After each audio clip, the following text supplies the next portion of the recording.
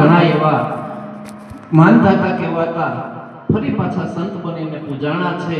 એવાનું એક પાત્ર કાલે આપણે ભક્તમાળમાં મેરુ સમાન પાત્રનું વર્ણન કર્યું હતું અને એ એટલે સંત તુલસીદાસ. અને જ્યારે આપણે આજે બીજો પારો લઈએ છીએ તો એ પારો છે ઘાટમદાસ.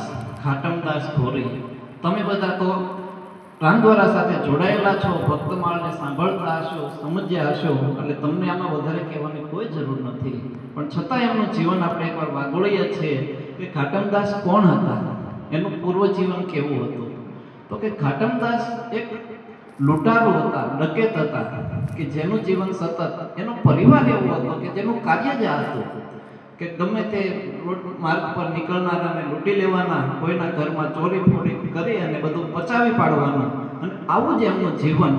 અને એમના પિતાજીએ મળતી વખતે પણ જેને સંસ્કાર આપ્યા કે દીકરા ભૂલથી પણ કથા નહીં સાંભળતા, ભૂલથી પણ કથા નહીં સાંભળતા.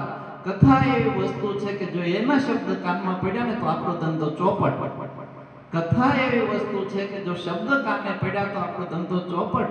તો મળતા બાપને દીકરાઓ કહે છે તો તમારે કરવું શું?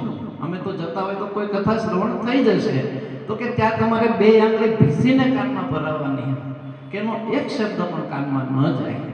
તો મળતા બાપને બાળકો જેના છોકરાઓ કોલ આપે છે કે હા પિતા અમે એવું કરશું. પણ બને છે એવું કે એક વખત ઘાટમદાસ ચોરી કરીને ઘર તરફ જતા હોય છે અને રસ્તામાં એક સાધુના મંદિરે કે આશ્રમે કથા શરૂ હોય છે. તો બને છે એવું કે પિતાની આજ્ઞા પ્રમાણે કાનમાં આંગળી તો નાખી દીધી, પણ પગમાં કાંટો વાગ્યો. કાંટો વાગ્યો એટલે કાંટો કાઢવા માટે હાથ છૂટી ગયો અને એ સમયે કાનમાં શબ્દ પડ્યા કે ક્યારે પણ, ત્યારે કથા ચાલતી એવી હતી કે દેવ તત્વ છે, ઈશ્વર તત્વ છે, એને પડછાયો નથી હોતો, એની આંખો ફરકતી નથી હોતી અને એ ક્યારેય પ્રગટમાં દેખાતું નથી ઈશ્વર તત્વ.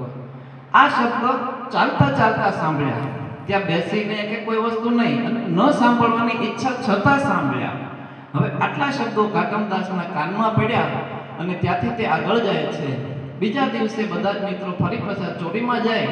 ચોરી કરીને જ્યારે પાછા આવીને એક જગ્યાએ માતાજીનું મંદિર હોય, મંદિર પર આવીને બધા ભાગ પાડવા માટે બેઠા હોય છે, ત્યારે ત્યાં માતાજી પ્રગટ થાય છે. આ કોઈ માતાજી નહોતા, પણ રાજાના મોકલેલા સૈનિકો હતા જે બહુરૂપી બનીને માતાજીનું રૂપ ધરી અને ત્યાં પ્રગટ થયા. એટલે બધાને કીધું કે હું તમારા પર પ્રસન્ન થઈ છું, માંગો માંગો. પણ ઘાટમદાસને પેલા કથાના શબ્દ યાદ આવી ગયા કે માં કોઈથી આંખ ન ફફરાવે, માને કોઈથી પડછાયો ન હોય.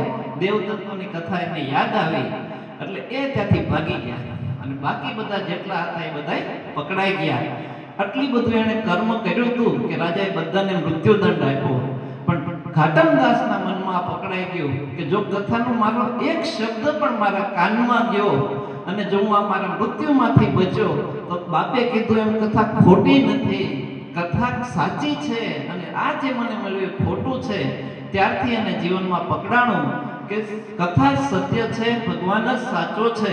અને પછી ત્યાંથી એ નીકળી પડે છે. પોતાનો જે વ્યવસાય છે છોડતા નથી. યાદ રાખજો, હજુ પણ એને વ્યવસાય ન છોડવો. પિતૃ જે વ્યવસાય શરૂ છે પણ હવે સદગુરુની શોધમાં નીકળે છે. અને આગળ જતા એક આશ્રમમાં ઋષિ મળે છે અને ઋષિ મુનિને કહે છે કે ભગવાન હવે મને એક રસ્તો બતાવો કે આ સાચું શું? પિતાએ કીધું એ સાચું કે આ કથા સાચી? અને મને તમે સત્ય માર્ગ આપો, મને તમે ગુરુપદ આપો. એમ તો કે હું તારો ગુરુ બનું પણ તારે એક મારી આજ્ઞાનું પાલન કરવું પડશે. તો કે શું? તો કે તારે બે વચનો મારા પાળવા પડશે. તો કે બધું કહેજો પણ ચોરી લૂંટફાટ કરવાનું નહીં, કે બંધ કરવાનું નહીં કહેતા, કારણ કે અમારો ધંધો છે, આ નહીં બંધ થાય. આ પેલું કે સ્વભાવમાં પણ આવી ગયું છે, આ અમારથી બંધ નહીં થાય. તો કે ના, તારે એ નથી કરવાનું, પણ ગમે તે થઈ જાય તારે સત્ય બોલવાનું. અને મંદિરે જ્યારે આરતી શરૂ હોય ત્યારે કોઈ પણ કામ હોય બધું પડી મૂકી અને આરતીમાં ઊભું રહી જવાનું. આ બે આજ્ઞા તું પાળજે, તારા જીવનમાં ઘણું સારું કાર્ય થશે. તો ઘાટમદાસ તો નૈષ્ઠિક હતા સ્વભાવથી, ભલે એનું જીવન જેવું હતું એ સ્વીકારે છે કે હા હું એમ કરીશ. અને પછી એ સ્વીકારી અને એવું બને છે કે ઘાટમદાસ એકવાર રાજાના દરબારમાં જઈને, રાજાના મહેલમાં જઈને ચોરી કરવાનું નક્કી કર્યું. ચોરનું રૂપ લઈ અડધી રાત્રે જાય છે અને જ્યારે ત્યાં જઈ અને સિપાહીઓ રોકે છે કે કોણ? તો કે ચોર. ગુરુએ કીધું તો સાચું બોલવાનું એમ. તો કે કોણ? તો કે ચોર. તો સિપાહીઓને એવું લાગ્યું કે આ ચોર કોઈ એમ થોડો એમ કે કોઈ ચોર એમ ચોરી કરવા આવ્યો. નક્કી આપણા સેનાપતિ છે કે જે આપણી પરીક્ષા કરવા લે તેને નીકળ્યા છે, રાજાનું કોઈ કામ હશે, તેમને મળવા જાય છે. તો એ રીતે એક પણ સિપાહીને રોકતો નથી. રાજા ને રાણી જ્યાં સૂતા હોય છે તેના અંગત ભવનમાં જઈ અને રાણીએ જે પોતાનો હાર અને એના ઘરેણા ઉતાર્યા હોય એ જ ચોરી અને બીજું પણ જેટલું મળે બધું ભેગું કરી અને રાજાનો કાળા કલરનો ઘોડો લઈ અને ત્યાંથી ભાગે છે. પછી તો ખબર પડે કે આ શું થયું, આપણા રાજાના નગરમાં, એના મહેલમાં અને એના જ રૂમમાં ચોરી. આવો તે મોટો કોણ ચોર? પણ એનું નામ જ એવું હતું કે આ ઘાટમદાસ જ હોવો જોઈએ, એના સિવાય કોઈનું કામ નથી. એ એટલો બહુરૂપી એનું કામ હતું. જ્યારે ખબર પડી એટલે સિપાહીઓની પાછળ પડ્યા અને પાછળ પડ્યા એટલે થોડે આગળ જતા એક મંદિર આવ્યું. તો મંદિરમાં તો આરતી શરૂ. હવે ઘાટમદાસને બીજી આજ્ઞા હતી કે તારે આરતી થતી હોય ત્યાંથી દૂર જવાનું નહીં, ગમે એવું કામ હોય પડ્યું મૂકીને આરતી ભરવાની. તો ઘાટમદાસ ત્યાં પોતાનો ઘોડો જે કાળા કલરનો બાંધ્યો હતો એ બાંધી ઝાડ સાથે અને મંદિરમાં આરતીમાં જાય છે. તો આ જોવે છે પ્રસંગ. તો સિપાહીઓ ત્યાં આવે છે અને આવીને જોવે તો જે પેલા કાળા કલરનો ઘોડો હતો ને સફેદ કલરનો થઈ ગયો. ઘોડો એ જ કલર બદલાઈ ગયો.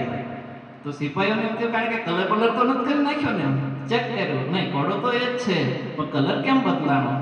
પછી અંદર જઈને ઘાટમદાસને પકડે છે, કારણ કે પછી તો એની આજ્ઞા હતી એટલે પકડાવે એટલે ખોટું તો નથી થવાનું. અને ત્યાં મંદિરમાં પકડાય છે. આરતી ભર્યા પછી અમને રાજમહેલમાં લઈ જવામાં આવે અને રાજા પાસે રજૂ કરે છે. તો ઘાટમદાસને કહે કે કોણે તે કરી ચોરી? તો કે મેં કરી. તો કે કઈ રીતે? તો કે હું જ્યારે આવ્યો ત્યારે તમારા સૈનિકોએ મને પૂછ્યું કે કોણ છે તું? મેં કીધું ચોર છું. તો ચોર કીધું. મેં કંઈ ખોટું તો નથી કીધું. એણે મને જવા દીધો, હું ચોરી કરીને આવ્યો. પણ એ બધું તો ઠીક, પણ તું મારો કાળો ઘોડો લઈ ગયો હતો અને સફેદ કેમ થઈ ગયો? એટલે ત્યારે એને ખબર પડી કે જો ગુરુ આજ્ઞા પાળીએ, ગુરુનો જો આદેશને માનીએ